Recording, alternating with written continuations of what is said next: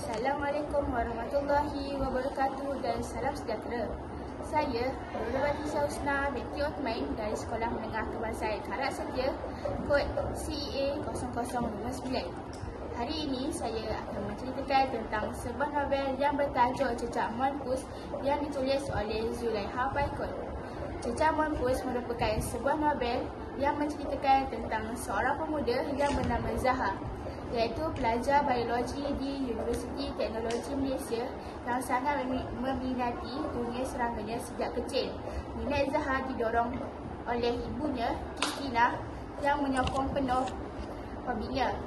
Zaha membina sebuah makmal kecil di rumah untuk menjalankan penyelidikan terhadap pelbagai spesies ulat bulu. Dia menemui spesies ulat bulu unik yang bernama Pus-Pus.